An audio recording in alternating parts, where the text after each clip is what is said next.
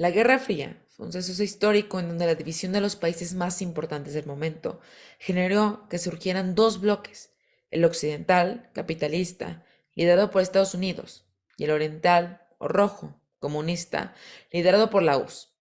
Estos dos bloques tuvieron un enfrentamiento que fue más allá de lo ideológico y de lo político, sino que también tuvo implicaciones culturales, sociales y económicas. Esta lucha de poderes dio paso a la creación de estrategias que velaran por los intereses de cada bloque, como lo fue la OTAN para el occidente y el Pacto de Varsovia para el oriente. El objetivo era claro: se buscaba expandir la influencia de cada uno de los bloques en las regiones de Europa, América Latina, Asia y Medio Oriente. Estos son algunos de los efectos que vivieron los países de la región. Sin embargo, para entender a profundidad las consecuencias que la Guerra Fría tuvo en Medio Oriente, hablaremos con detalle de Afganistán, su importancia como país dentro de la región, el papel que tuvieron tanto Estados Unidos como Rusia, sus efectos y cómo esto moldeó al país. Esto generó efectos dentro de las regiones que se siguen resintiendo al día de hoy. Hay casos muy conocidos como la Guerra de los Misiles en Latinoamérica o Berlín dividida en Europa. Sin embargo, la intervención de Estados Unidos y Rusia no solo tuvo grandes impactos en estas regiones, sino que también marcó hitos dentro de la historia del Medio Oriente, llamando la atención de la esfera internacional. Para asegurar su estabilidad en la región, ambos bloques usaban su posición para apoyar países militarmente y económicamente. Por otra parte, también se encargaron de llevar negociaciones diplomáticas para mantener su influencia dentro de la región. Y esta constante pelea generó un rechazo de ambas ideologías dentro de algunos países que estaban cansados de que la sociedad se dividiera. En 1979, Hafizullah Amin, el político que dio un golpe de Estado y asesinó a Taraki, líder del Partido Democrático Popular de Afganistán, se vio acorralado por Moscú e inició contactos con Pakistán y Estados Unidos. Aquí es cuando Estados Unidos empieza a involucrarse en el conflicto. Pero si lo vemos en el plano geopolítico, la presión de Estados Unidos aumentaba. Con la Guerra Fría en pleno apogeo, el Senado estadounidense no ratificó el Tratado para la Limitación de Armas Estratégicas y avanzó sus planes para desplegar misiles Pershing de alcance medio en Europa. Consecuentemente, el plan de la URSS no tuvo en cuenta que Estados Unidos no se conformó con la política de hechos consumados por la URSS en la zona de influencia, como sucedió en Checoslovaquia en 1968, por ejemplo, y decidió volcarse para desgastar y agotar a su enemigo. Estados Unidos participó activamente al respaldar a Afganistán con armas y dinero. El apoyo estadounidense comenzó en la administración del presidente Jimmy Carter y alcanzaría su máximo esplendor con Ronald Reagan. En el mandato de Reagan se llegó a aportar $600 millones al año para financiar la insurgencia. Y bueno, el éxito soviético con los ataques de aviones y helicópteros determinaría que Estados Unidos decidiría dar un empujón a la guerra con el envío de más armas y más dinero. Al final este conflicto fue para la URSS como el Vietnam de Estados Unidos y Afganistán quedó en el olvido para los Estados Unidos. Pero ahora que Afganistán tenía más armas, ahora estaba demasiado fortalecida más que antes y se convertiría en un país santuario para grupos terroristas, islamistas y antioccidentales.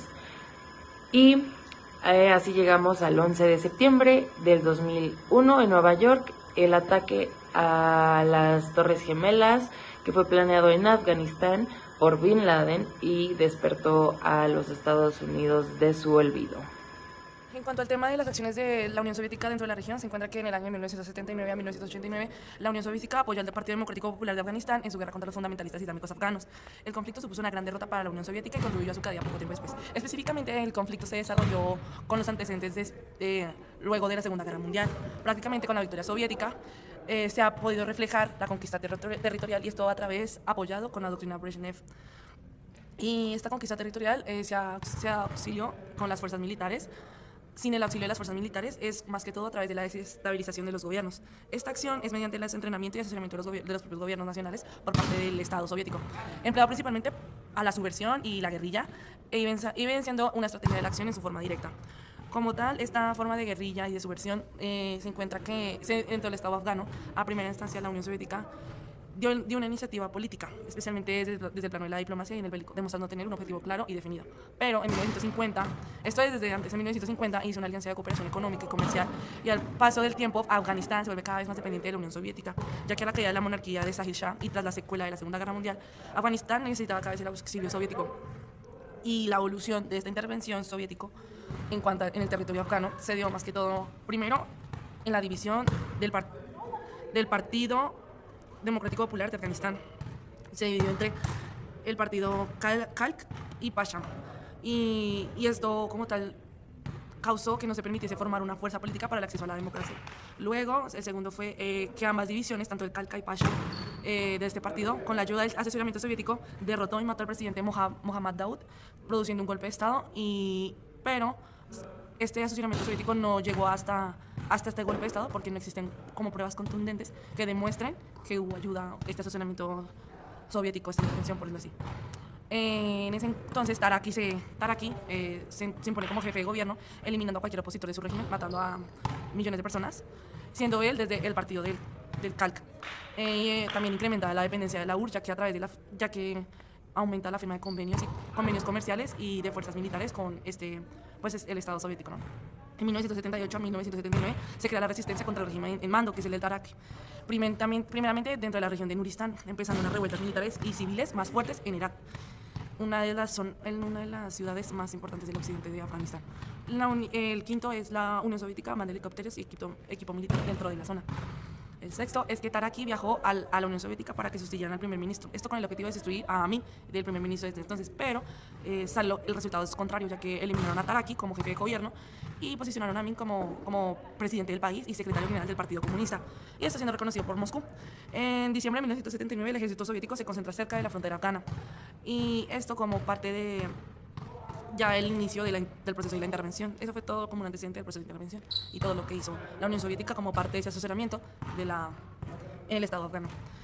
Las causas por la intervención soviética a Afganistán se dio más que todo por el miedo a la expansión musulmana dentro del territorio soviético, siendo esto una grave lesión de la ideología marxista.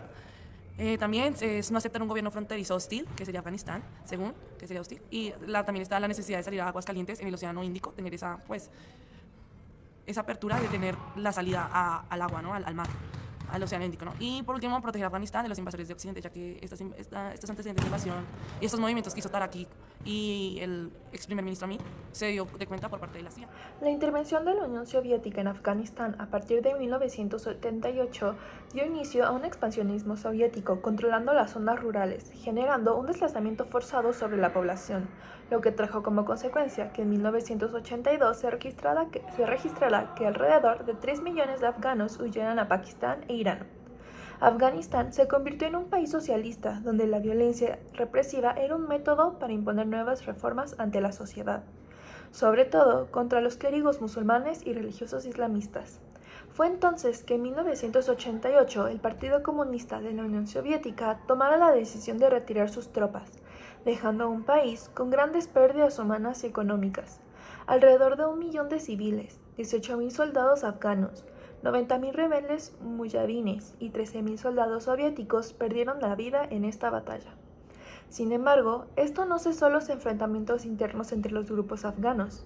Grupos como pastunes, tayikos, hazaras, uzbecos, suíes y chiitas seguían en su constante lucha por el poder. La vigencia de esta guerra en Afganistán se ve reflejada en el conflicto continuo al que se enfrenta este país, el cual se podría decir que es un país fallido y dividido. La enemistad con Estados Unidos derivada de la Guerra Fría llevó a esta potencia a invadir con tropas el territorio. Sin embargo, ahora con las tropas retiradas, este conflicto no ha parado y continúa costando miles de vidas. Al igual que se puede ver la migración, la cual no ha disminuido desde el inicio de la Guerra Fría, con más de 5 millones de afganos que han tenido que desplazarse desde los 80 según la ACNUR. La Guerra Fría deja vigente el conflicto interno en el territorio afgano, con una sociedad dividida que diariamente batalla para controlar el país con distintos estandartes. A diferencia de los 80, hoy en día este conflicto interno no es significativo para ninguna de las potencias que antes tenían Afganistán como prioridad principal.